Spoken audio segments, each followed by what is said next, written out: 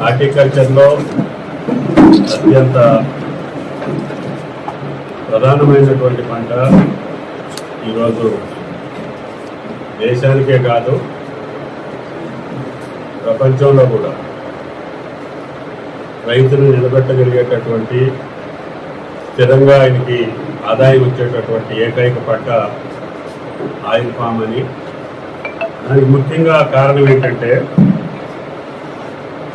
మొత్తం భారతదేశంలో మనకు కావాల్సినటువంటి క్రూడ్ ఆయిల్లో కేవలం 3.96 మనకి మెట్రిక్ టన్సే అవైలబిలిటీ ఉంది. అంటే 3,96,000 అవైలబిలిటీ ఉంది. కానీ మనకు కావాల్సింది ఈ రాష్ట్రంలో 100 లక్షల మెట్రిక్ టన్ను. 100లో మనకు 3 పండిస్తాం. 100 లక్షలు కావాలంటే 3 పండిస్తాం అన్నమాట. అంటే ఇంకా 97% తక్కువ ఉంది.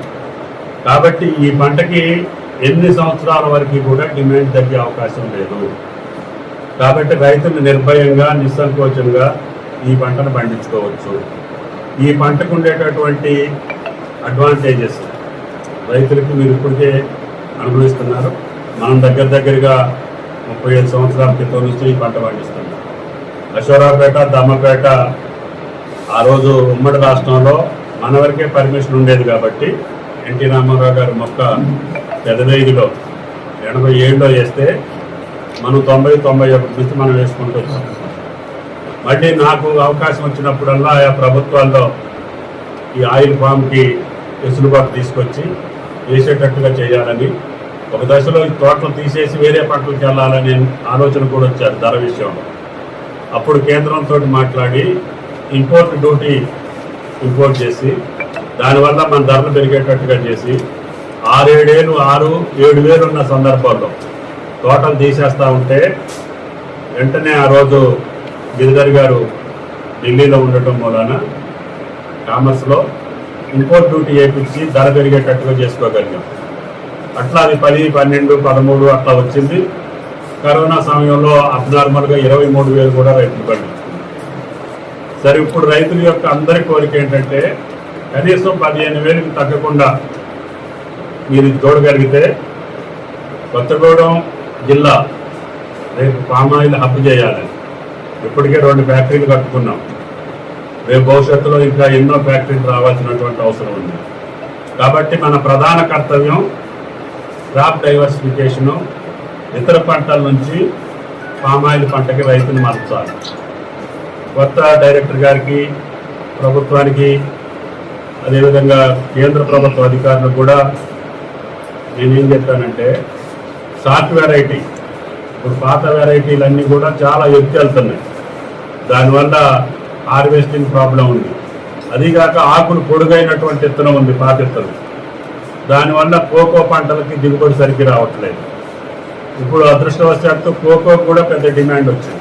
రైతు నిలబడాలంటే ఇంటర్ క్రాప్ కూడా ఉండాలని, పామాయిల్లో కోకో వేసుకోవాలని అంటే short variety, hybrid variety, short leave variety ఉంటే వాటిని ఇంపోర్ట్ చేసుకోమని చెప్పి అధికారులకు ఆదేశాలు ఇవ్వడం జరిగింది. తప్పకుండా రేపు భవిష్యత్తులో హైబ్రిడ్, షార్ట్ లీవ్స్, అదేవిధంగా అధిక దిగుబడి కూడా పెరిగేటటువంటి విత్తనాలు ఎంత రేట్ అయినా పర్వాలేదు. ప్రపంచంలో ఏ విత్తనం అయితే అధిక దిగుబడి వస్తుందో, ఎత్తు తక్కువ ఉంటుందో, అదేవిధంగా ఆకు పొడుగు తక్కువ ఉంటుందో ఆ విత్తనాన్ని సెలెక్ట్ చేసి తీసుకురామని చెప్పి అధికారులకు ఆదేశించడం జరిగింది. ఇప్పుడు భారతదేశంలో ఉన్న మొత్తం 11 లక్షల ఎకరాలే ఉంది. భారతదేశం మొత్తం మీద ఈ పంట 11 లక్షల ఎకరాల్లో ఉంది. మన రాష్ట్రంలోనే 2 లక్షల ఎకరాలు, అంతే కదా. పక్క ఆంధ్రాలో నెంబర్ 1 ఉన్నారు, వాళ్ళు 5 లక్షలు ఉన్నారు. అంటే ఉమ్మడి రాష్ట్రంలో ఆ జిల్లాలకే పర్మిషన్ ఇచ్చారు. తెలంగాణ వచ్చిన తర్వాత నేను తెలంగాణ మొత్తానికి పర్మిషన్ తీసుకొచ్చాను. అందుకని అశోరాపేటని ఎక్స్పాన్షన్ చేసుకున్నాం. దీనికి కూడా విద్యుత్ శక్తి సమస్య లేకుండా రేపు వచ్చే నెలలోనే విద్యుత్ శక్తి ప్లాంట్ 2.5 మెగావాట్లు పవర్ ప్లాంట్ని కూడా మనం దీనికి అనుసంధానం చేయదలుచుకున్నాం.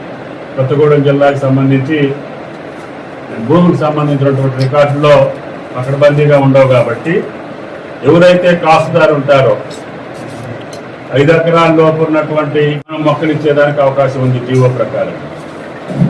గిరిజనులకి అయితే ఎంతవరకైనా ఇవ్వచ్చు. కాబట్టి ల్యాండ్ రికార్డ్స్లో ధరణిలో వీళ్ళ పేర్లు లేకపోవటం మూలాన కొంత ఇబ్బంది పడుతున్నారని చెప్పి ఎవరు కాస్తులో ఉంటే వాళ్ళకి మొక్కలు ఇవ్వమని చెప్పి ఆదేశాలు ఇచ్చాం. తప్పకుండా భవిష్యత్తులో తెలంగాణ రాష్ట్రం ఆయిల్ ఫామ్కి ఒక మార్గదర్శకంగా ఉండాలని పక్కన ఉన్నటువంటి ఆంధ్ర రాష్ట్రంతో పోటీపడి వాళ్ళకంటే ఎక్కువ లక్షల ఎకరాలు మనకు అవకాశం ఉంది. ఈ తెలంగాణ మొత్తాన్ని ఈ ఆయిల్ ఫామ్ని ఎక్స్పాన్స్ చేసి డైరెక్టర్ గారి ఆధ్వర్యంలో అధికారులు కూడా మనసు పెట్టి పనిచేయాలని చెప్పి, ఇది సీజన్ కాబట్టి భవిష్యత్తులో మొక్కలకు కూడా ఇబ్బంది లేదు. సఫిషియెంట్ ప్లాంట్స్ ఉన్నాయి మన దగ్గర. ఎన్ని లక్షల ఎకరాలు వేసినా కూడా మనం వీటిని అన్నింటినీ అమలు చేసేదానికి అవకాశం ఉంది.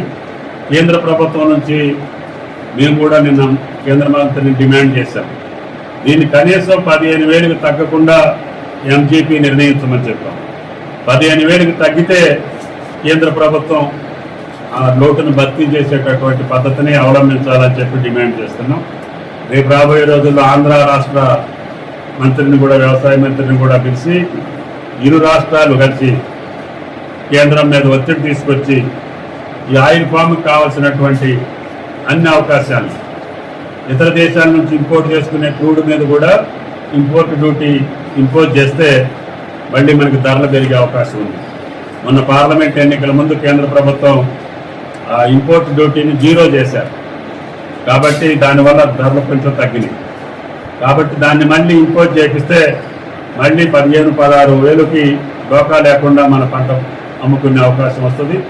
కాబట్టి దయచేసి రైతులందరూ గమనించి మీకు సహాయ సహకారాలు అందించేదానికి, ఈ పంటని పెంచేదానికి తప్పకుండా అసలైన తొలి వెలుగు. ఫాలో వాట్సాప్ @తొలి వెలుగు official.